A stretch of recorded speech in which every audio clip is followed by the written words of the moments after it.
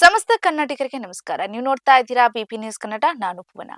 ರಾಷ್ಟ್ರೀಯ ಮತ್ತು ಅಂತಾರಾಷ್ಟ್ರೀಯ ಮಾರುಕಟ್ಟೆ ಸಂಪರ್ಕಿಸುವಂತಹ ನಿಟ್ಟಿನಲ್ಲಿ ಬೆಂಗಳೂರಿನ ತ್ರಿಪುರವಾಸಿನಿ ಅರಮನೆ ಮೈದಾನದಲ್ಲಿ ಅಂತಾರಾಷ್ಟ್ರೀಯ ವಾಣಿಜ್ಯ ಮೇಳ 2026 ಆಯೋಜಿಸಲಾಗಿದ್ದು, ಸದರಿ ವಾಣಿಜ್ಯ ಮೇಳದ ಬಗ್ಗೆ ಕೃಷಿ ಸಚಿವ ಎನ್ ಚಲುವರಾಯಸ್ವಾಮಿ ಅವರು ಸುದ್ದಿಗೋಷ್ಠಿಯನ್ನ ನಡೆಸಿದ್ರು. ಏನ್ ಹೇಳಿದ್ರು ಈ ಬಗ್ಗೆ ನೋಡ್ಕೊಂಡು ಬರೋಣ. ಅಥವಾ ಈ ಒಂದು ಎಫ್ಪಿಒಗಳು ಮತ್ತು ಸಂಸ್ಕರಣ ಮಾಡತಕ್ಕಂಥ ಅನೇಕ ಘಟಕಗಳಿದ್ದಾವೆ.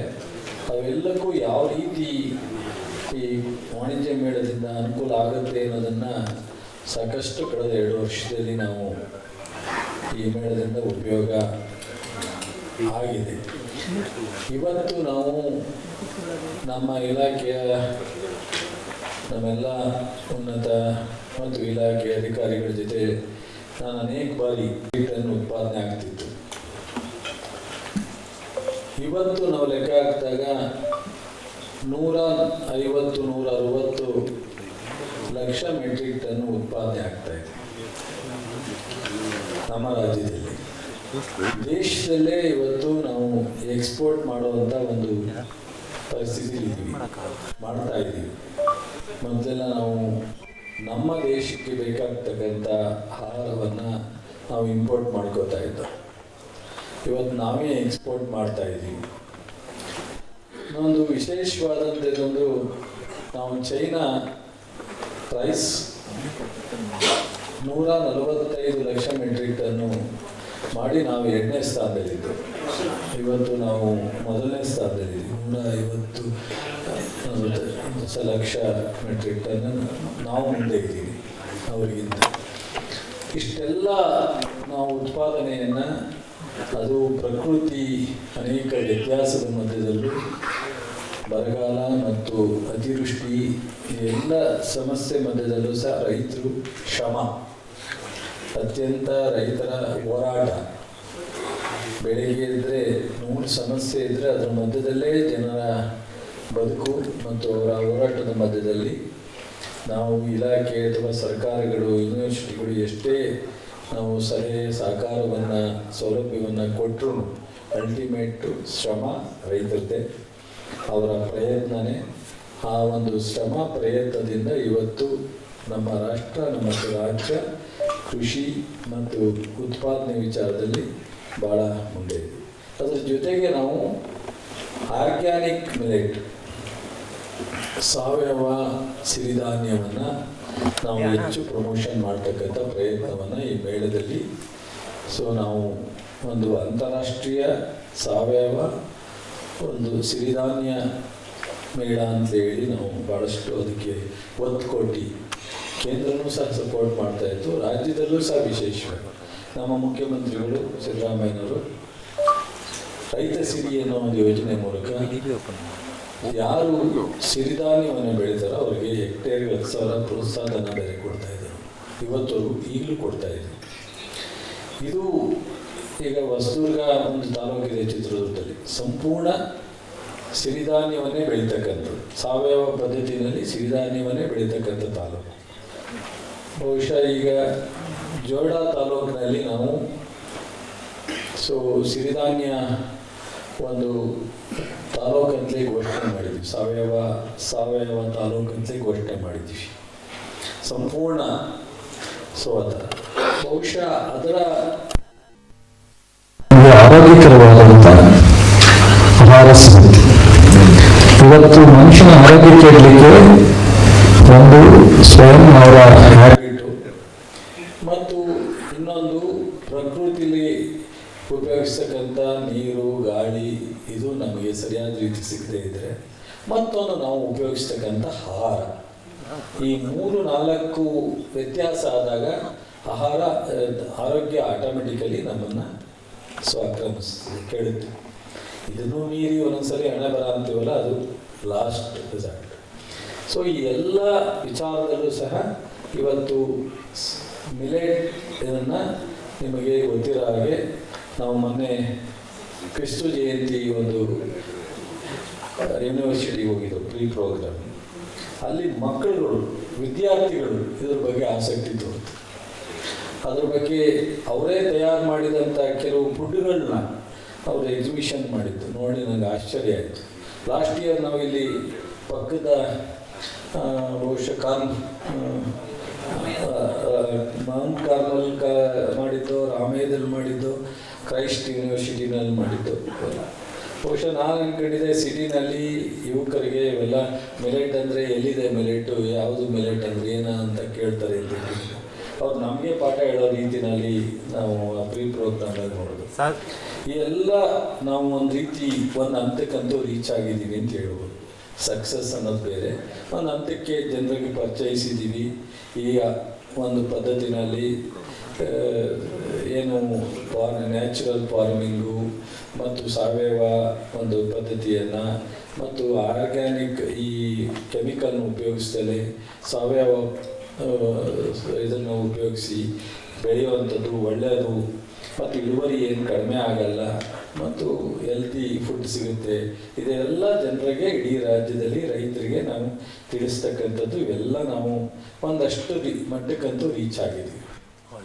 ಇದೆಲ್ಲ ಆದಮೇಲೆ ನಾವು ಇನ್ನೂ ರೈತರು ಸಾಲ ತೊಂದರೆ, ನಾವು ಇದರಿಂದ ಸಮಸ್ಯೆ ಇದ್ದೀವಿ, ಇದರಿಂದ ಹೆಂಗೆ ಹೊರಗಡೆ ಬರೋದು, ಯಾಕೆ ಇಷ್ಟೆಲ್ಲ ಸಮಸ್ಯೆ ಆಗ್ತಾ ಇದೆ, ಇದರ ಲಾಭ ಯಾರು ಪಡ್ಕೊಳ್ತಾ ಇದ್ದಾರೆ, ರೈತರಿಗೆ ಯಾಕೆ ಇಷ್ಟೊಂದು ನಷ್ಟ ಅಂತೇಳಿ ನಾವೆಲ್ಲ ಚರ್ಚೆ ಮಾಡಿದಾಗ ಬಹುಶಃ ರೈತರು ತಾವು ನೇರವಾಗಿ ಬೆಳೆದದನ್ನು ಮಧ್ಯವರ್ತಿಗಳ ಮೂಲಕ ಮಾರ್ಕೆಟಿಗೆ ಕೊಡ್ತಾರೆ. ಅದರಲ್ಲಿ ಸಿಗ್ತಕ್ಕಂಥದ್ದು ಭಾಳ ಒಂಥರ ರಾ ಮೆಟೀರಿಯಲ್ ಥರ. ಅದು ಅವರಿಗೆ ಕಡಿಮೆ ಒಂದು ರೇಟ್ ಸಿಗುತ್ತೆ. ಈಗ MSP ಎಲ್ಲ ಪದಾರ್ಥಗಳಿಗೆ MSP ಇಲ್ಲ. ಇವೆಲ್ಲ ಒಂದಷ್ಟು ಸಡನ್ನಾಗಿ ಜನರು ಸೀದಾ ಸೇಲ್ ಮಾಡಲಿಕ್ಕೆ ಹೋಗ್ತಾರೆ. ಈ ಎಲ್ಲ ಕಾರಣದಿಂದ ಅವರಿಗೆ ಸಿಗ್ತಾ ಇಲ್ಲ. ಆವಾಗ ನಾವು ಈ ಉತ್ಪಾದನೋತ್ತರ ಕೃಷಿ ಬಿಹೈಂಡ್ ಕಲ್ಟಿವೇಟಿಂಗ್ ಆ ಒಂದು ಕಾನ್ಸೆಪ್ಟ್ ಇಟ್ಕೊಂಡು ಈ ಒಂದು ಅಂತಾರಾಷ್ಟ್ರೀಯ ವಾಣಿಜ್ಯ ಮೇಳ 2026ನ ಮಾಡ್ತಕ್ಕಂಥದ್ದು ಸೂಕ್ತ ಅಂತ ಇಡೀ ದೇಶದಲ್ಲಿ ನಮ್ಮ ರಾಜ್ಯದಲ್ಲೇ ಈ ಕಾನ್ಸೆಪ್ಟನ್ನು ನಾವು ಇಂಟ್ರೊಡ್ಯೂಸ್ ಮಾಡಿರೋದು. ಈ ಮೇಳವನ್ನು 6, 7, 8 ನಾವು ಪ್ರಾರಂಭ ಮಾಡ್ತಾ ಇರ್ತಕ್ಕಂಥದ್ದು. ಇದರಲ್ಲಿ ಏನಂದರೆ ರೈತರೇ ಉದ್ಯಮಿ ಆಗಲಿಕ್ಕೆ ಅವಕಾಶ ಇದೆ. ರೈತರೇ ಈ ಪ್ರೊಸೆಸಿಂಗು ಮತ್ತು ವ್ಯಾಲ್ಯೂ ಅಡಿಷನ್ನು ಮತ್ತು ಬ್ರ್ಯಾಂಡಿಂಗ್, ಈ ಪ್ರೊಸೆಸಿಂಗು, ವ್ಯಾಲ್ಯೂ ಅಡಿಷನ್ನು ಮತ್ತು ಬ್ರ್ಯಾಂಡಿಂಗ್, ಈ ಮೂರನ್ನ ಯಾವ ರೈತರು ಮಾಡ್ಕೊಂಡು ಮಾರ್ಕೆಟಿಗೆ ಹೋಗ್ತಾರೋ ಅವರು 1 ರಿಂದ 4 ಪಟ್ಟು ಲಾಭವನ್ನು ಅವರು ಬೆಳೀತಕ್ಕಂಥ ಆಹಾರದಲ್ಲಿ ಪಡಿಬೋದು.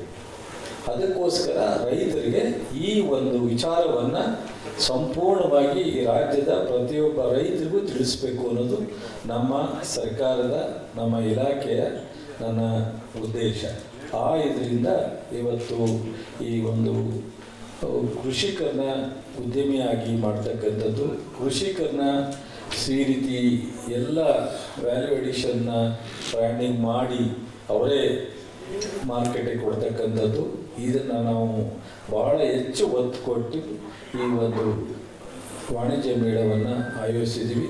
ಕಳೆದ ಬಾರಿ ನಿಮಗೆ ಗೊತ್ತಿದೆ 3 ಲಕ್ಷಕ್ಕೂ ಹೆಚ್ಚು ಜನ ನಾವು 3 ದಿವಸದಲ್ಲಿ ಭಾಗವಹಿಸಿದರು. ಬಹುಶಃ 350ಕ್ಕೂ ಹೆಚ್ಚು ಸ್ಟಾಲ್ಗಳು ಅಲ್ಲಿ ಬೇರೆ ಬೇರೆ ವಿವಿಧ ರೀತಿಯಲ್ಲಿ ಎಕ್ಸಿಬಿಷನ್ ಅವರು ಜನರು ನೋಡಲಿಕ್ಕೆ ಅನುಕೂಲ ಆಗ್ತಕ್ಕಂಥದ್ದಿತ್ತು. 10 ದೇಶದ ಪ್ರತಿನಿಧಿಗಳು ಇಲ್ಲಿ ಭಾಗವಹಿಸಿದರು. 25 ರಾಜ್ಯ ನಮ್ಮ ದೇಶದಲ್ಲಿ ಈ ಕೃಷಿ ಮೇಳದಕ್ಕೆ ಸುಮಾರು 4-5 ರಾಜ್ಯದ ಮಂತ್ರಿಗಳು ಭಾಗವಹಿಸಿದರು. ಇದರ ಬಗ್ಗೆ ಸಾಕಷ್ಟು 185 ಕೋಟಿ ಅಗ್ರಿಮೆಂಟ್ಗಳಾಗಿದ್ದಾವೆ, MOU. ನಮ್ಮ FAOಗಳು ಮತ್ತು ಬೇರೆ ರಾಜ್ಯದ ಬೇರೆ ದೇಶದ ಮಾರ್ಕೆಟಿಗೆ ಕನೆಕ್ಟ್ ಆಗಿರ್ತಕ್ಕಂಥದ್ದು. ಹಾಗೆಯೇ ಒಂದಷ್ಟು ಡಿಸ್ಕಷನ್, ಬಹುಶಃ 30ಕ್ಕೂ ಹೆಚ್ಚು ಡಿಸ್ಕಷನ್ ಚರ್ಚೆಗಳು ಆಗಕ್ಕೆ ಅವಕಾಶ ಆಗಿತ್ತು. ಈ ಥರ ಬಹುಶಃ ಸೊ ಅಷ್ಟು ಹೆಚ್ಚು ಅವಕಾಶ ಆಗಿತ್ತು. ಈ ಬಾರಿಯೂ ಸಹ ಅದಕ್ಕಿಂತ ಹೆಚ್ಚು ದೇಶದ ಪ್ರತಿನಿಧಿಗಳು ಮತ್ತು ರಾಜ್ಯಗಳು ಮತ್ತು ಸ್ಪೀಕರ್ಗಳಿರ್ಬೋದು ಮತ್ತು ಚರ್ಚಾ ವಿಚಾರಗಳಿರ್ಬೋದು ಇವೆಲ್ಲವೂ ಆಗುತ್ತೆ. ಇದರ ಜೊತೆಗೆ ಈ ಬಾರಿನೂ 300ಕ್ಕೂ ಹೆಚ್ಚು ಸ್ಟಾಲ್ಗಳು ಅಲ್ಲಿ ಹಾಕ್ತಾ ಇದ್ದಾರೆ ಮತ್ತು ನಮ್ಮ ಮುಖ್ಯಮಂತ್ರಿಗಳು ಉಪಮುಖ್ಯಮಂತ್ರಿಗಳು ಇನಾಗ್ರೇಟ್ ಮಾಡ್ತಾ ಇದ್ದಾರೆ. ಇದಕ್ಕೆ ಒಂದು ವಿಶೇಷವಾಗಿ 120 ಜನಕ್ಕೆ ಪ್ರಶಸ್ತಿ ಕೊಡ್ತಾ ಇದ್ವಿ. ಈ 104 ಜನ ಕೃಷಿ ಪ್ರಶಸ್ತಿ, 18 ಜನಕ್ಕೆ ಕೃಷಿ ಪಂಡಿತ್ ಪ್ರಶಸ್ತಿ, 18 ಜನಕ್ಕೆ ಕೃಷಿ ಪಂಡಿತ್ ಪ್ರಶಸ್ತಿ, 104 ಜನಕ್ಕೆ ಕೃಷಿ ಪ್ರಶಸ್ತಿ, 122 ಜನಕ್ಕೆ ನಾವು ಪ್ರಶಸ್ತಿಯನ್ನು 6ನೇ ತಾರೀಕು ಮಾನ್ಯ ಮುಖ್ಯಮಂತ್ರಿಗಳು ಉಪಮುಖ್ಯಮಂತ್ರಿಗಳು ಎಲ್ಲ ನಮ್ಮ ಗಣ್ಯರ ಸಮ್ಮುಖದಲ್ಲಿ ರಾಜ್ಯದ ಉದ್ದಕ್ಕೂ ಎಲ್ಲ ರೈತರು ಪ್ರತಿ ಜಿಲ್ಲೆನಲ್ಲಿ ಈ ಮೇಳ ಆಗಿದೆ. ಪ್ರತಿ ಜಿಲ್ಲೆನಲ್ಲಿ ಈ ಒಂದು 6, 7, 8 ಕಾರ್ಯಕ್ರಮಕ್ಕೆ ಪ್ರೋಗ್ರಾಮ್ನ ಮಾಡಿದ್ದೀವಿ ನಾವು. ಪೂರ್ವಭಾವಿಯಾಗಿ ಎಲ್ಲ ಜಿಲ್ಲೆಯಿಂದ ರೈತರಿಗೆ ಸಂದೇಶ ಕೊಟ್ಟು ಈಗಲೂ ಸಹ ನಾವು ಅನೇಕ ಪ್ರೋಗ್ರಾಮ್ ಬೆಂಗಳೂರಿನಲ್ಲೂ ಸಹ ಸಾಕಷ್ಟು ಮಾಡಿದ್ವಿ. ಸಾಕಷ್ಟು ನಿಮ್ಮ ಮೂಲಕ ಎಲೆಕ್ಟ್ರಾನಿಕ್ ಮೀಡಿಯಾ, ಪ್ರಿಂಟ್ ಮೀಡಿಯಾ ಮೂಲಕ ಸಾಕಷ್ಟು ನಿಮ್ಮನ್ನು ರಿಕ್ವೆಸ್ಟ್ ಮಾಡಿ, ಅಥವಾ ನೀವು ಈ ಕೃಷಿಕರೇ ನೀವು ಹೆಚ್ಚು ಆಸಕ್ತಿ ಇರೋದ್ರಿಂದ ಅನೇಕ ಮೀಡಿಯಾ, ಪ್ರಿಂಟ್ ಮೀಡಿಯಾ ಚಾನಲ್ಗಳು ಸಹ ಸಾಕಷ್ಟು ವಿಚಾರವನ್ನು ಪ್ರಚಾರ ಮಾಡಿದ್ದೀರ. ಇದೆಲ್ಲ ಕಾರಣದಿಂದ ಬಹುಶಃ 6, 7, 8 ಸಕ್ಸಸ್ಫುಲ್ ಒಂದು 20-26ನೇ ವಾಣಿಜ್ಯ ಮೇಳವನ್ನು ಉತ್ಪಾದನೋತ್ತರ ಕೃಷಿ ಅನ್ನೋ ಒಂದು ಕಾನ್ಸೆಪ್ಟ್ ಇಟ್ಟು ತ್ರಿಪುರವಾಸಿನಿ ಅರಮನೆ ಮೈದಾನದಲ್ಲಿ 6ನೇ ತಾರೀಕು ಉದ್ಘಾಟನೆ ಮಾಡಿ 8ನೇ ತಾರೀಕು ಕ್ಲೋಸಿಂಗ್ ಫಂಕ್ಷನ್ ಮಾಡ್ತಕ್ಕಂಥ ಒಂದು ಕೆಲಸವನ್ನು ನಮ್ಮ ಸರ್ಕಾರ, ನಮ್ಮ ಇಲಾಖೆ ಮಾಡ್ತಾ ಇದ್ವಿ. ಇದಕ್ಕೋಸ್ಕರ ತಮ್ಮ ಮೂಲಕ ಒಂದು ಇನ್ನು 2 ದಿವಸ ಇರೋದ್ರಿಂದ ಇನ್ನೂ ಹೆಚ್ಚು ವಿಚಾರ ಜನರಿಗೆ ತಲುಪಲಿ ಅನ್ನೋ ಕಾರಣಕ್ಕೋಸ್ಕರ ನಾನು ಈ ಒಂದು ಪ್ರೆಸ್ ಮೀಟನ್ನು ಮಾಡಿ ತಮಗೆ ತಿಳಿಸ್ತಾ ಇದ್ದೀನಿ. ನಮಸ್ಕಾರ. ಏನಾದ್ರು ಡೌಟ್ಸ್ ಇದ್ರೆ ಹೇಳಿ.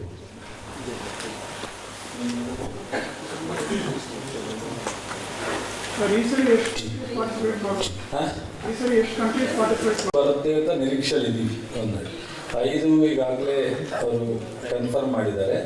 ಬಹುಶಃ ಇನ್ನು 2 ದಿವಸದೊಳಗಡೆ ಕೊನೆಯ ದಿವಸನೂ ಅಥವಾ 2ನೇ ದಿವಸ ಬರೋರು ಇರ್ತಾರೆ. ಸಾಧ್ಯತೆಗಳು ಹೆಚ್ಚಿದೆ. ಎಲ್ಲ ಸ್ಟೇಟ್ಗೂ ರಿಕ್ವೆಸ್ಟ್ ಕಳಿಸಿದ್ದೀವಿ. ಆಲ್ಮೋಸ್ಟ್ ಕಳೆದ ಬಾರಿನೇ 25 ಸ್ಟೇಟ್ ಬಂದಿದೆ, ಈ ಬಾರಿನೂ ಬರ್ತಾರೆ.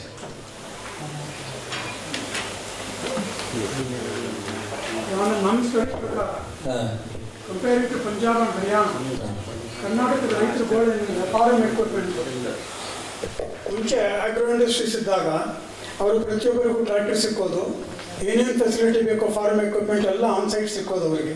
ಆಗ್ರೋ ಇಂಡಸ್ಟ್ರೀಸ್ ಮುಚ್ಚಿದ ಮೇಲೆ ಕೃಷ್ಣ ಬೈರೇಗೌಡ ಅಗ್ರಿಕಲ್ಚರ್ ಮಿನಿಸ್ಟರ್ ಆದಾಗ ಹಳ್ಳಿ ಒಳಗೆ ನಾವು ಊರುಗಳಲ್ಲೆಲ್ಲನೂ ಇದನ್ನು ವ್ಯವಸ್ಥೆ ಮಾಡಿಕೊಡ್ತೀವಿ ಬಾಡಿಗೆಗೆ ಸಿಗೋ ಥರ ಅಂತಂದರು. ನಾವು they are facing acute problem. ಏನಂದರೆ ಹಾರ್ವೆಸ್ಟಿಂಗ್ ಸೀಸನ್ನಲ್ಲಿ ಅವ್ರಿಗೆ ಎಕ್ವಿಪ್ಮೆಂಟ್ ಸಿಕ್ಕೋದಿಲ್ಲ, ಆಮೇಲೆ ಟ್ರಾನ್ಸ್ಪೋರ್ಟೇಷನ್ ಫೆಸಿಲಿಟಿ ಇರಲ್ಲ, ಎಂಡ್ ಟು ಎಂಡ್ ಟ್ರಾನ್ಸ್ಪೋರ್ಟ್ ಸಿಕ್ಕಲ್ಲ ಅವರಿಗೆ, APMC ಹೋಗೋಕ್ಕಾಗಲ್ಲ. ಈ ಪರಿಸ್ಥಿತಿನಲ್ಲಿ ಹೇಗೆ ನಿಭಾಯಿಸ್ತೀವಿ?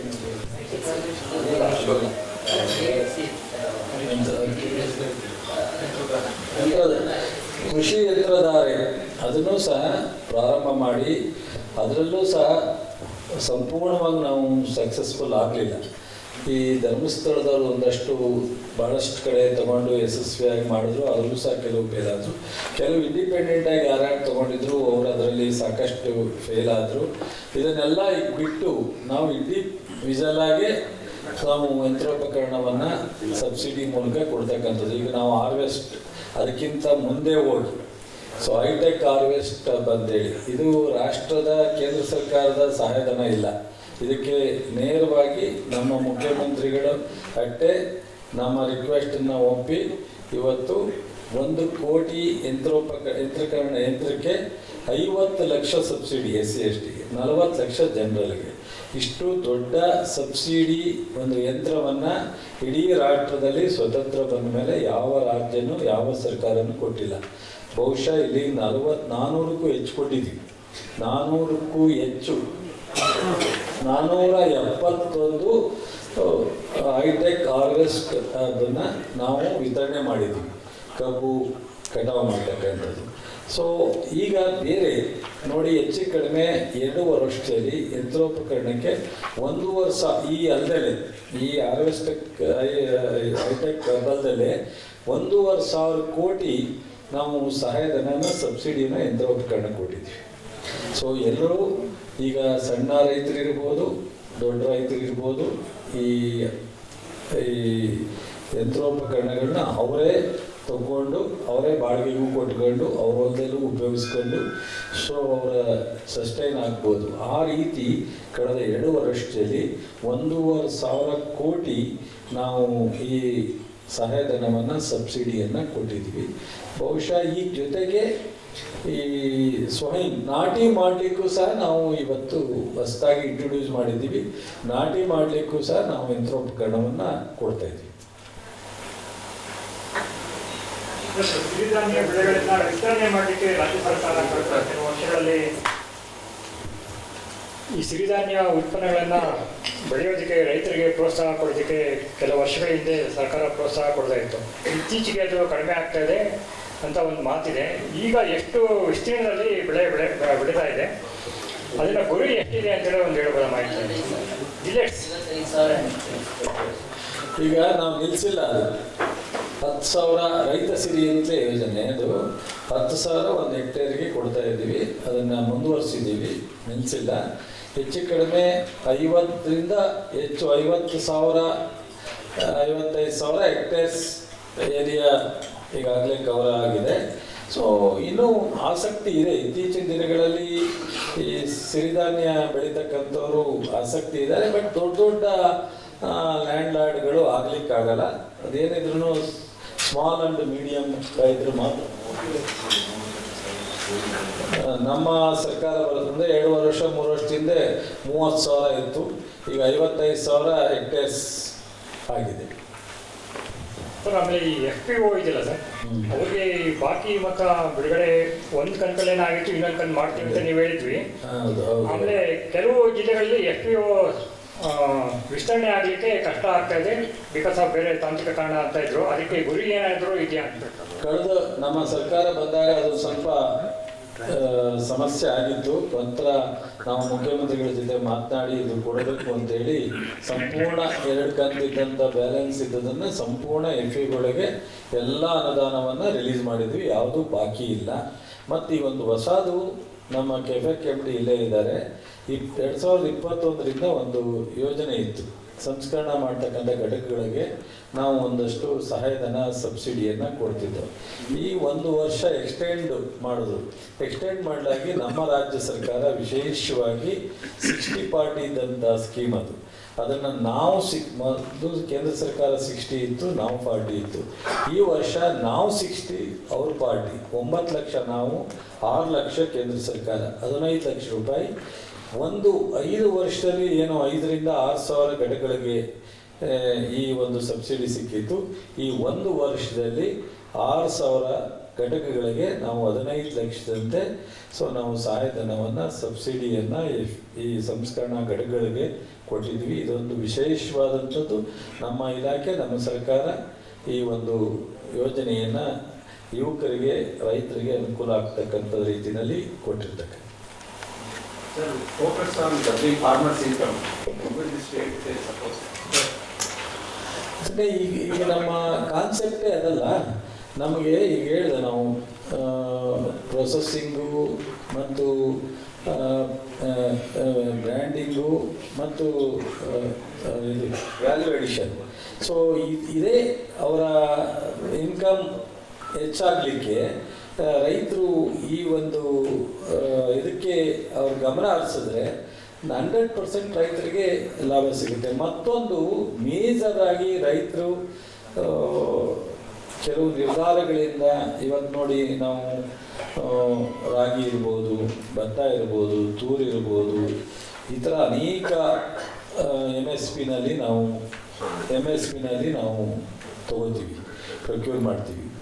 ಏನು ಮಾಡ್ತಾರೆ, ಆಲ್ಮೋಸ್ಟ್ 80% ರೈತರು ಈ ನಾವು ಪ್ರೊಕ್ಯೂರ್ಮೆಂಟ್ ಕೇಂದ್ರಗಳಿದ್ದಾವಲ್ಲ ಅಲ್ಲಿಗೆ ಬರೋದೇ ಇಲ್ಲ. ಮಧ್ಯವರ್ತಿಗಳಿಗೆ ಕೊಟ್ಟು ಅವರು ಅಡ್ವಾನ್ಸ್ ತಗೊಂಡು ಬೆಳೆಯೋ ಕೊನೆಯ ದಿನದಲ್ಲೇ ಕೊಟ್ಟು ಹೋಗ್ತಾರೆ. ಅದನ್ನು ನಾವು ಸಿಕ್ಕಾಪಟ್ಟೆ ರೈತರಿಗೆ ವಿಚಾರವನ್ನು ತಲುಪಿಸಿದ್ರು ಅದು ಮಾಡಿ. ಸೊ ಅವರು ನೇರವಾಗಿ ಅವರು ಅದರ ಅನುಭವ ತಗೊಳ್ಳಲ್ಲ. ಈಗ ರಾಗಿಗೆ 3,400-500 ರೇಟ್ ಮಾರ್ಕೆಟಲ್ಲಿದೆ. ನಾವು 4,500 ಸರಿಯಾಗಿ ಖರೀದಿ ಕೇಂದ್ರಗಳು ಇಲ್ಲ ಅವೆಲ್ಲ ಹೇಳಲಿಕ್ಕೆ ಸೂಕ್ತ ಅಲ್ಲ. ಕಳೆದ ಬಾರಿ ಸ್ವಲ್ಪ ವ್ಯತ್ಯಾಸ ಆಗಿತ್ತು. ಈ ಬಾರಿ ನಾವು 6 ತಿಂಗಳ ಮುಂಚಿತವಾಗಿ ನಾವು MSP ಚೇರ್ಮನ್ ನಾನೇ ಇದ್ದೀನಿ ತೀರ್ಮಾನ ತಗೊಂಡು ರಿಜಿಸ್ಟ್ರೇಷನ್ 2 ತಿಂಗಳ ಇನ್ನೂ ಬೆಳೆ ಹಾರ್ವೆಸ್ಟಿಂಗ್ ಹೋಗೋದಕ್ಕಿಂತ ಮುಂಚಿತವಾಗಿ ನಾವು ರಿಜಿಸ್ಟ್ರೇಷನ್ ಪ್ರಾರಂಭ ಮಾಡಿದ್ದೀವಿ, ಖರೀದಿನೂ ಪ್ರಾರಂಭ ಮಾಡಿದ್ದೀವಿ. ಸೊ ಅದ್ಯಾವುದೂ ತೊಂದರೆ ಇಲ್ಲ. ಎಲ್ಲ ಥರದ ನಾವು ಪ್ರಿಕಾಷನರಿ ಕಾರ್ಯಕ್ರಮ ತೊಗೊಂಡು ಮಾಡಿದ್ದೀವಿ. ರೈತರು ಅವರವರ ಅನುಕೂಲಕ್ಕೆ ಕೆಲವೊಮ್ಮೆ ಅರ್ಜೆಂಟ್ ದುಡ್ಡು ಬೇಕಾಗುತ್ತೆ ಅಥವಾ ಅವ್ರ ಹತ್ರ ಅಡ್ವಾನ್ಸ್ ತೊಗೊಂಡಿರ್ತಾರೆ, ಬೇರೆ ಕಾರಣಕ್ಕೋಸ್ಕರ ಒಂದು ಸ್ವಲ್ಪ ಮಾಡ್ತಾ ಇದ್ದಾರೆ. ಅದನ್ನು ಬಿಟ್ಟು ರೈತರು ನೇರವಾಗಿ ಖರೀದಿ ಕೇಂದ್ರಕ್ಕೆ ಹೋದರೆ ಲಾಭ ಅವ್ರಿಗಾಗುತ್ತೆ. ಅವರ ಸರ್ಕಾರ ಕೊಡ್ತಕ್ಕಂಥ ಡಿಫರೆನ್ಸ್ ಅಮೌಂಟ್ ಏನಿದೆ ಮಾರ್ಕೆಟಿಗೂ ಆ್ಯಕ್ಚುಲಿ ಇದಕ್ಕೂ ಅದು ಉಪಯೋಗ ಆಗುತ್ತೆ. ಸರ್, ಇವಾಗ 2 ಪ್ರಶ್ನೆ ಇದೆ ಸರ್. ಹೇಳಿ ಸರ್. ಒಂದು, soil fertility depression in state in general control ಆಗಿದೆ ಬಿಕಾಸ್ ಆಫ್ ಕ್ಲೈಮೇಟ್ ಚೇಂಜ್. ಒಂದು. ಎರಡನೇದು R&D ಯಾವ ಮಟ್ಟದಲ್ಲಿದೆ ನಮ್ಮ ಸ್ಟೇಟ್ನಲ್ಲಿ, ಹೊರಗಡೆ ಹೋದ ಕಂಟ್ರಿ R&D ನಮ್ಮ ಸ್ಟೇಟ್ನಲ್ಲಿ ಯಾವ ಲೆವೆಲಲ್ಲಿದೆ. ಮೂರನೇದು, ಪ್ರೈಸ್ ವಾಲಿಬಿಲಿಟಿ ನೀವು ಈಗ ಹೇಳಿದ್ರಿ, but how do you check that? ನೀವು ಪ್ರೈಸ್ ಕಾಂಪನ್ಸೇಟ್ ಮಾಡ್ತೀರಿ, ಎಲ್ಲ ಮಾಡ್ತೀರಿ, ಬಟ್ ಯೂನಿಫಾರ್ಮ್ ಪ್ರೈಸಿಂಗ್ ಆಗ್ತಾ ಇಲ್ಲ ಅನ್ನೋದೊಂದು ಕಂಪ್ಲೇಂಟ್ ಇದೆ. ಆಮೇಲೆ ಈ ಕ್ಲೈಮೇಟ್ ಚೇಂಜ್ ಇಂಪ್ಯಾಕ್ಟನ್ನು ಹೌ ಡು ಯು ಓವರ್ಕಮ್? ನಿಮ್ಮ ಸೈಂಟಿಸ್ಟ್ಗಳು ಯಾವ ಥರ ಮಾಡ್ತಾರೆ?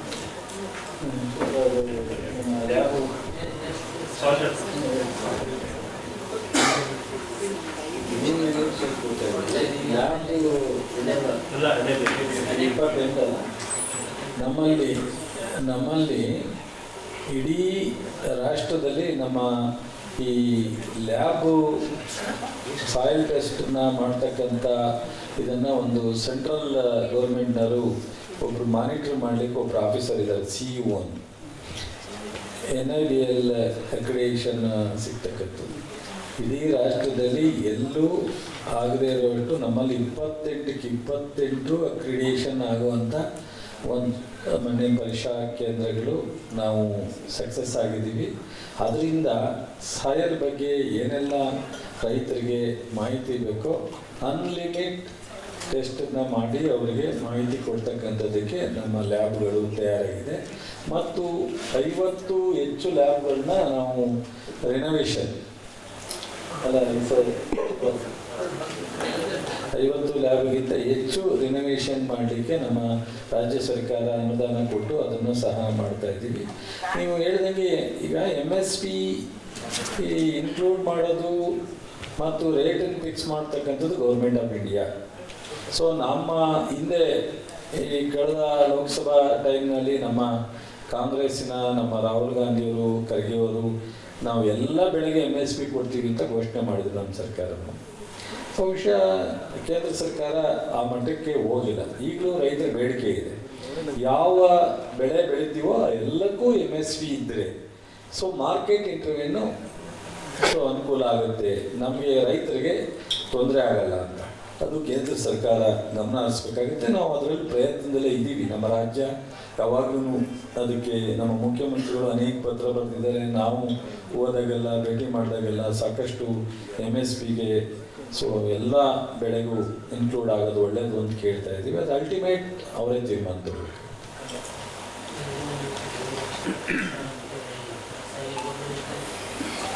NF ಯೋಜನೆಯ ಅಧೀನಲ್ಲಿ 1,25,000 ಹೆಕ್ಟೇರ್ನಲ್ಲಿ ರಾಸಾಯನಿಕ ಗೊಬ್ಬರ ಇಲ್ಲದೆ ಬೆಳೆ ಬೆಳೆಯಲು ಈ ವರ್ಷ ಉದ್ದೇಶ ಮಾಡಿದ್ದೀವಿ. ಜೊತೆಗೆ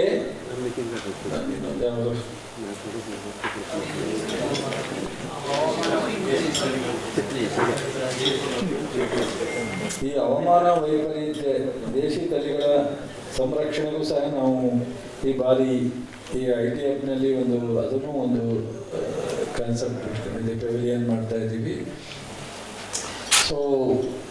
ನಮ್ಮ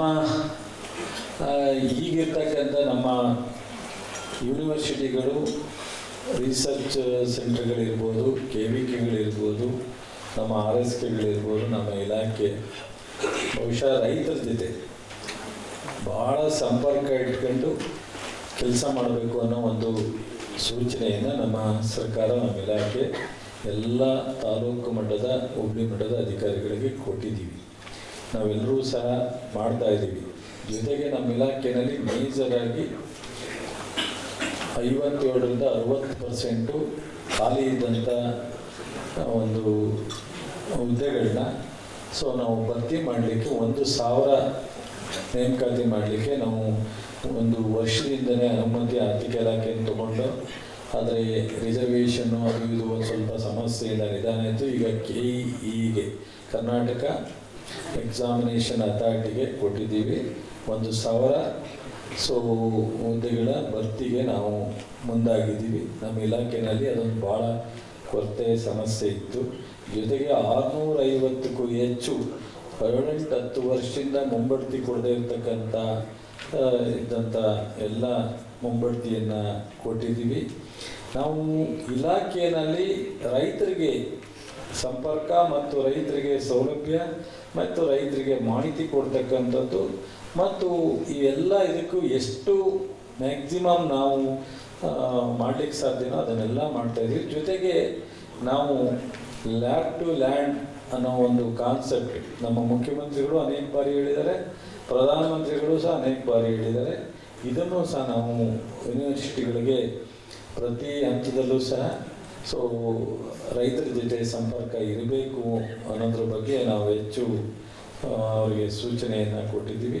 ಮೊನ್ನೆ ನಾನು ಫಿಲಿಪೈನ್ಸ್ಗೆ ಹೋಗಿದ್ದೆ ನಮ್ಮ ಟೀಮ್ ಜೊತೆ. ಮಂಡ್ಯ ಯೂನಿವರ್ಸಿಟಿ ಆದಮೇಲೆ ಮಂಡ್ಯ ಯೂನಿವರ್ಸಿಟಿಗೂ ಫಿಲಿಪೈನ್ಸ್ಗೂ ಒಂದು ಇದು MOU ಮಾಡಿಕೊಂಡು ರೈಸ್ ರಿಸರ್ಚ್ ಸೆಂಟ್ರು ಈ ವರ್ಲ್ಡ್ ಇಡೀ ಪ್ರಪಂಚದಲ್ಲಿ ಅದು ಒಂದು ಮುಖ್ಯವಾದಂಥ ರೈಸ್ ರಿಸರ್ಚ್ ಸೆಂಟ್ರು. ಅಲ್ಲಿ ಒಂದು ಹೊಸ ಅಧ್ಯಯನವನ್ನು ಮಾಡಿದ್ದಾರೆ. ಈಗಾಗಲೇ ನಮ್ಮದು ಶಿವಮೊಗ್ಗದಲ್ಲಿ ಮಾಡಿ ಅದು ಸಹ ಸಕ್ಸಸ್ ಆಗಿದೆ. ಇವನ್ನು ಮಳೆ ಬಂದಾಗ 20-25 ದಿವಸ ನೀರು ಬೆಳೆ ಒಳಗಡೆ ಮುಳುಗಿದ್ರು ನಂತರ ನೀರು ಕಡಿಮೆ ಆದ್ರೂ ಆ ಬೆಳೆ ಸಸ್ಟೈನ್ ಆಗುತ್ತೆ, ಡ್ಯಾಮೇಜ್ ಆಗಲ್ಲ.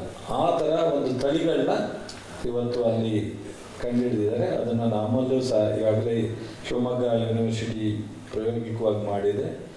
ಮುಂದಿನ ದಿನಗಳಲ್ಲಿ ಸಾಕಷ್ಟು ಇಂಥ 10 ವರ್ಷ ರಿಸರ್ಚ್ ಮಾಡಿ ಹೊರಗೆ ತರುವಂಥ ತಳಿಗಳನ್ನ 2 ವರ್ಷದಲ್ಲಿ ನಾವು ತಳಿಗಳು ಬಿಡುಗಡೆ ಮಾಡುವಂಥ ಒಂದು ಕಾರ್ಯಕ್ರಮಗಳನ್ನು ಹಮ್ಮಿಕೊಂಡಿದ್ದೀವಿ. ಮತ್ತು ಕಡಿಮೆ ನೀರು, ರಾಸಾಯನಿಕ ಗೊಬ್ಬರ ಇಲ್ಲದಲ್ಲೇ ಹೆಚ್ಚು ಇಳುವರಿ, ಈ ಥರದ್ದೆಲ್ಲ ತಳಿಗಳು ಹೊಸ ತಳಿಗಳನ್ನ ಸಾಕಷ್ಟು ಎಲ್ಲ ಯೂನಿವರ್ಸಿಟಿನಲ್ಲಿ ಕೃಷಿ ಮೇಳ ಮಾಡ್ತಕ್ಕಂಥದ್ದು, ಎಕ್ಸಿಬಿಷನ್ ಮಾಡ್ತಕ್ಕಂಥದ್ದು ನಮ್ಮ 5 ಯೂನಿವರ್ಸಿಟಿನಲ್ಲಿ. ಈ ಬಾರಿ GKVKನಲ್ಲಿ 50-60 ಲಕ್ಷ ಜನ ಕೃಷಿ ಮೇಳದಲ್ಲಿ ವಿಸಿಟ್ ಮಾಡಿದ್ದಾರೆ. 50-60 ಲಕ್ಷ ಹಿಸ್ಟ್ರಿ. ಅಂಥ ದೊಡ್ಡ ಮಟ್ಟಕ್ಕೆ ಆ ಎಕ್ಸಿಬಿಷನ್ ಎಲ್ಲ ನೋಡಿದ್ದಾರೆ. ಬಹುಶಃ ನಾವು ಈ 2.5 ವರ್ಷದಲ್ಲಿ ಕೃಷಿ ಇಲಾಖೆಯಲ್ಲಿ ನಾವು ಎಷ್ಟು ಮ್ಯಾಕ್ಸಿಮಮ್ ರೈತರ ಸಮಸ್ಯೆಗಳಿಗೆ ನಾವು ಪೂರಕವಾದಂಥ ರೀತಿಯಲ್ಲಿ ನಾವು ಕೆಲಸ ಮಾಡಿದ್ವಿ.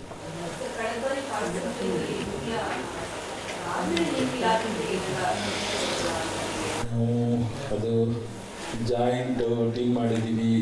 ಜಿಲ್ಲಾಧಿಕಾರಿಗಳು, ನಮ್ಮ ಜಿಲ್ಲಾ ಮಟ್ಟದ ಅಗ್ರಿಕಲ್ಚರ್ ಡಿಪಾರ್ಟ್ಮೆಂಟವರು, ವಿಜಿಲೆನ್ಸ್ನವರು, ಆಮೇಲೆ ಇಂಡಸ್ಟ್ರಿಯವರು ಜೊತೆ ಕಮರ್ಷಿಯಲ್ ಟ್ಯಾಕ್ಸ್ನವರು, ಪೊಲೀಸ್ನವರು ಎಲ್ಲ ಟೀಮ್ ಮಾಡಿ ಸಾಕಷ್ಟು ಕಡೆ ನಾವು ರೈಡ್ ಮಾಡ್ತಕ್ಕಂಥದ್ದು. ಆಕಸ್ಮಿಕವಾಗಿ ಸಿಕ್ಕಿದಾಗ ಅವ್ರ ಮೇಲೆ ಕೇಸನ್ನು ಹಾಕಿ ರಿಕವರಿ ಮಾಡಿ ಮತ್ತು ಲೈಸೆನ್ಸ್ ರದ್ದು ಮಾಡ್ತಕ್ಕಂಥ ಎಲ್ಲ ಕ್ರಮ ತಗೊಂಡಿದ್ದೀವಿ. ನಾನು ಇದೇನು ನಿಂತೋಗಿದೆ ಅಂತ ಹೇಳದೇ ಇದ್ರೂ ಮ್ಯಾಕ್ಸಿಮಮ್ ಆ್ಯಕ್ಷನ್ ಮಾಡ್ತಾಯಿದ್ದೀವಿ. ಹೆಚ್ಚು ಅದ್ರ ಬಗ್ಗೆ ಎಲ್ಲೂ ರೈತರಿಗೆ ತೊಂದರೆ ಆಗದ ರೀತಿ ನಾವು ಸಬ್ಸಿಡಿಯಿಂದ ಕೊಡ್ತಕ್ಕಂಥ ಈ ಗೊಬ್ಬರಗಳನ್ನ ಡೈವರ್ಟ್ ಆಗದೆ ನೋಡ್ಕೊಳ್ಳೋಂಥ ಹೆಚ್ಚು ಕ್ರಮ ತೆಗಿತಾರೆ. ಸರ್, ಇಷ್ಟೆಲ್ಲ ಮಾಡ್ತಿದ್ರು ಖುಷಿ ಇರುತ್ತೆ. ರೈತರ ಆತ್ಮಹತ್ಯೆ ಮಾತ್ರ ನಿಂತಿಲ್ಲ, ಮತ್ತೆ ಗುಣಮಟ್ಟದ ಬೀಜನೂ ಸಿಕ್ಕಾಪಟ್ಟೆ ಸಮಸ್ಯೆ ನೋಡ್ರಮ್ಮ, ನಾನು ಮಂತ್ರಿಯಾಗಿ ಇದ್ರಲ್ಲೂ ಸಮಸ್ಯೆ ಆಗಿದೆ ಸರ್. ಅಲ್ಲ, ನಾನು ಮಂತ್ರಿಯಾಗಿ ವಾಸ್ತವ ಸತ್ಯ ಮತ್ತು ಪ್ರಾಕ್ಟಿಕಲ್ ಆಗಿ ಕೆಲವು ಮಾತಾಡೋಕ್ಕಾಗಲ್ಲ. ಸರ್ಕಾರದ ಜವಾಬ್ದಾರಿ ನಮಗಿರುತ್ತೆ. ಆತ್ಮಹತ್ಯೆ ಒಂದು ಕೃಷಿ ಹಿನ್ನಡೆಯಿಂದನೇ ಆಗುತ್ತೆ ಅಂತ ನಾವು ಎಲ್ಲರೂ ಆಲೋಚನೆ ಮಾಡ್ತಕ್ಕಂಥದ್ದು ಸೂಕ್ತ. ಹಲವಾರು ಕಾರಣಗಳಿದೆ. ಸೊ ಈಗ ಒಂದು ಅಸೆಂಬ್ಲಿ ಮುಗಿದ ಮೇಲೆ ನಾವು ಸೀನಿಯರ್ ಲೀಡ್ರ್ ಹತ್ರ ಡಿಸ್ಕಷನ್ ಮಾಡೋದಾಗ ಹೇಳ್ತಿದ್ರು, ಈ ಯಾರೋ ಒಬ್ಬರು ಸೀನಿಯರ್ ಮಿನಿಸ್ಟ್ರು ನೀವು ಜೈಲಿಗೆ ಹೋಗಿ ಯಾರು ಇದಾಗಿದ್ದಾರೆ ಅಂಥದ್ದು ಪನಿಷ್ಮೆಂಟ್ ಆಗಿದೆಯಲ್ಲ, ಕನ್ವೆನ್ಷನ್ ಆಗಿದೆಯಲ್ಲ, ಅವರು ಯಾವ್ಯಾವ ಕಾರಣಕ್ಕಾಗಿದೆ ಅಂತ ತಿಳ್ಕೊಂಡು ನಿಂತು ಹೇಳೋದಂತೆ. ಅವ್ರು ಹೋದಾಗ ಅಲ್ಲಿ ಅಷ್ಟೂ ಜನ ಇದ್ದರಲ್ಲಿ 90% ಅಣ್ಣ ತಮ್ಮದ್ರ ಗಲಾಟೆ, ಅಪ್ಪ ಮಕ್ಕಳ ಗಲಾಟೆ, ಜಮೀನು ಗಲಾಟೆ, ಪಕ್ಕದ ಮನೆಯವ್ರ ಗಲಾಟೆ ಇದೇ ಇದ್ದತ್ತೆ 89%. ಹೀಗೆ ಇವತ್ತು ನಮ್ಮ ಸಮಾಜ ಅನೇಕ ವಿಚಾರಗಳಲ್ಲಿ ಪರಸ್ಪರ ಹೊಂದಾಣಿಕೆ, ತಿಳುವಳಿಕೆ, ಅವ್ರಿಗೆ ಮಾರ್ಗದರ್ಶನ ಕೊಡ್ತಕ್ಕಂಥದ್ದು. ಹಿಂದೆ ಊರಿನಲ್ಲಿ ಒಬ್ಬ ಯಜಮಾನರು ಹೇಳಿದ್ರೆ ಒಂದು ನ್ಯಾಯ ತೀರ್ಮಾನ ಆಗ್ತಿತ್ತು. ಇವತ್ತೆಲ್ಲವೂ ಪೊಲೀಸ್ ಸ್ಟೇಷನ್ಗೆ ಹೋಗುತ್ತೆ. ಒಂದು ಸ್ವಾಭಿಮಾನ, ಕೆಲವಾರು ಪರಿಸ್ಥಿತಿನ ಮೀರಿ ಈ ಥರದ್ದಾಗುತ್ತೆ. ಆದರೆ ಮೊದಲಿಗಿಂತ ಕಡಿಮೆ ಆಗಿದೆ. ಇವತ್ತು 5 ಗ್ಯಾರಂಟಿ ನಮ್ಮ ಸರ್ಕಾರ ಇಡೀ ರಾಷ್ಟ್ರದಲ್ಲಿ ಇವತ್ತು BJP ಏನು ಟೀಕೆ ಮಾಡ್ತಿದ್ರು ಅವರು ಗ್ಯಾರಂಟಿ ಕೊಡೋಕ್ಕೆ ಪ್ರಾರಂಭ ಮಾಡಿದ್ರು. ಆದ್ರೂ ಎಲ್ಲೂ ಸಕ್ಸಸ್ ಆಗಿ ಪೂರ್ತಿ ಇಂಪ್ಲಿಮೆಂಟ್ ಮಾಡೋಕ್ಕಾಗ್ತಾ ಇಲ್ಲ. ನಮ್ಮ ರಾಜ್ಯ ಮಾತ್ರ ಏನು ಮಾತನಾಡಿದೋ, ಏನು ನಮ್ಮ ರಾಷ್ಟ್ರೀಯ ನಾಯಕರು, ರಾಜ್ಯ ನಾಯಕರು ಸಿದ್ದರಾಮಯ್ಯನವರು, DK ಶಿವಕುಮಾರ್ ಕೊಟ್ಟಿದ್ರು, ಅದೆಲ್ಲವನ್ನೂ ಇಂಪ್ಲಿಮೆಂಟ್ ಮಾಡಿ ನಾವು ಜಾರಿಗೊಳಿಸ್ತಾ ಇದ್ದೀವಿ. ಈ 5 ಗ್ಯಾರಂಟಿಗಿಂತ ಒಬ್ಬ ಕುಟುಂಬದ ನಿರ್ವಹಣೆಗೆ ಮತ್ತೊಂದು ಏನು ಬೇಕಿಲ್ಲ. ಆದರೆ ಇದು ಸಮಸ್ಯೆಯಾಗಿ ಪರಿಣಾಮ ಬೀರುತ್ತಾ ಇದೆ ಅಂದರೆ ಬಹುಶಃ ಅದನ್ನು ಮೀರಿ ಬೇರೆ ಬೇರೆ ಕಾರಣಗಳಿದೆ. ಆ ಕಾರಣಗಳನ್ನ ಹೊರಗಡೆ ಬರ್ತಕ್ಕಂಥದ್ದಕ್ಕೆ ಅವರೇನೆ ಆ ಒಂದು ಸೆಲ್ಫ್ ಕಾನ್ಫಿಡೆನ್ಸ್ ಬರಬೇಕು, ಆತ್ಮಸ್ಥೈರ್ಯ ಬರಬೇಕು. ಸೊ ಸಮಸ್ಯೆಗೆ ಪರಿಹಾರ ಸಾವೇ ಅಲ್ಲ ಅನ್ನೋ ಒಂದು ದೃಢ ಸಂಕಲ್ಪವನ್ನು ನಮ್ಮ ಜನ ಮಾಡಬೇಕು. ಆದರೂ ಕಡಿಮೆ ಆಗಿದೆ. ಮತ್ತು ಬಡ್ಡಿ ಏನೇನೋ ಸರ್ಕಾರದ ಯೋಜನೆಗಳು ಒಂದಲ್ಲ ಒಂದು ರೀತಿ ಮನೆಗೆ ನನ್ನ ಕಂಡಂಗೆ ಒಂದು ಮನೆಗೆ ಈ 5 ಗ್ಯಾರಂಟಿಯಿಂದೇ 4ರಿಂದ 5 ಸಾವಿರ ಬರುತ್ತೆ. ಅದಲ್ಲದೆ ಒಂದು 5 ಸಾವಿರ ಬೇರೆ ಬೇರೆ ರೀತಿಯಲ್ಲಿ ಕೆಲವು ಕುಟುಂಬಗಳಿಗೆ ಸಿಗುತ್ತೆ. ಒಂದು 10 ಸಾವಿರ 50% ಆಫ್ ಫಾರ್ಮರ್ಸ್ಗೆ, ರೈತರಿಗೆ ದುಡ್ಡು ಸಿಗುತ್ತೆ. ಸರ್, ಅವಾಗಿನ ಕಾಲದಲ್ಲಿ 10,000 ಇದ್ರೆ ಒಂದು ತಿಂಗಳು ಸಂಸಾರ ಮಾಡೋಕ್ಕಾಗ್ತದೆ. ಇವಾಗಿನ ಕಾಲದಲ್ಲಿ 10,000 ಆಗ್ತಾ ಇಲ್ಲ. ರೈತರು ಸೂಸೈಡ್ ಮಾಡ್ಕೊಂತಾರೋದು ಅದು ನಿಮ್ಮ ಪ್ರಕಾರ ಬೇರೆ ಕಾರಣಕ್ಕೋಸ್ಕರ ಸೂಸೈಡ್ ಮಾಡ್ತಾರೆ. ಅದೆಲ್ಲ ಇದು ಒಂದೇ ಅಂತ ನಾನು ಹೇಳಿದೆ. ಡೈವರ್ಟ್ ಆಗಬಾರ್ದು ಬ್ರದರ್, ಒಂದು ನಿಮಿಷ ಹೇಳ್ತೀನಿ ಕೇಳಿ ಬ್ರದರ್, ಡೈವರ್ಟ್ ಆಗಬಾರ್ದು. ನಾನು ಇದೊಂದೇ ಕಾರಣ ಅಲ್ಲ ಅಂತ, ಬೇರೆ ಕಾರಣಕ್ಕೋಸ್ಕರನೇ ಮಾಡ್ಕೋತಾರೆ ಅಂತಲ್ಲ, ಬೇರೆ ಬೇರೆ ಕಾರಣನೂ ಇದೆ, ಇದೊಂದೇ ಅಲ್ಲ ಅಂತ. ಆಮೇಲೆ ನಾನು ಹಳ್ಳಿಯಿಂದನೇ ಬಂದವನು. 10,000 ಅಲ್ಲ, ಒಬ್ಬ ಇಬ್ಬರು ಇರೋ ಕುಟುಂಬಕ್ಕೆ 2,000 3,000 ಇದ್ದರೆ ಅವನು ಜೀವನ ಮಾಡ್ಬೋದು. ಕಾರಣ ಹೇಳ್ತೀನಿ ಕೇಳಪ್ಪ, ಹೇಳ್ತೀನಿ ಕೇಳು. ಬೆಲೆ ಒಂದು ಕಡೆ ಇರಲಿ. ಎಲ್ಲರೂ ಬ್ರ್ಯಾಂಡೆಡ್ ಶರ್ಟ್ ಹಾಕಲ್ಲ ನಮ್ಮ ರೈತರು. ಪಾಪ ನಾನು ನೀನು ಬ್ರ್ಯಾಂಡೆಡ್ ಹಾಕ್ಬೋದು. ಹಳ್ಳಿ ರೈತರು ಬ್ರ್ಯಾಂಡೆಡ್ ಹಾಕಲ್ಲ, ಬ್ರ್ಯಾಂಡೆಡ್ ಚಪ್ಪಲಿ ಹಾಕಲ್ಲ, ಬ್ರ್ಯಾಂಡೆಡ್ ಶರ್ಟ್ ಹಾಕಲ್ಲ. ಬಟ್ ಆದರೆ ಹಳ್ಳಿನಲ್ಲಿ 10 kg ಅಕ್ಕಿ ಕೊಡ್ತೀವಿ, ಕರೆಂಟ್ ಫ್ರೀ ಇದೆ, ಬಸ್ ಚಾರ್ಜ್ ಫ್ರೀ ಇದೆ, ಜೊತೆಗೆ ಇನ್ನೊಂದೇನು 2,000 ರೂಪಾಯಿ ದುಡ್ಡು ಕೊಡ್ತೀವಿ. ಇಷ್ಟು ಕಾರ್ಯಕ್ರಮ ಕೊಟ್ಟು ಹೊಲದಲ್ಲಿ ತರಕಾರಿ ಬೆಳೀತಾರೆ, ರಾಗಿ ಬೆಳೀತಾರೆ. ಸೊ ರೈತರಿಗೆ ಮತ್ತು ಒಂದು ಹಾಲು, ಒಂದು ಹಸು ಕಟ್ಕೊಂಡ್ರೆ, ಒಂದೇ ಒಂದು ಹಸು ಸಣ್ಣದಾಗಿ ಕಟ್ಕೊಂಡ್ರೆ 5 ರೂಪಾಯಿ ಸಹಾಯಧನ ಕೊಡ್ತೀವಿ.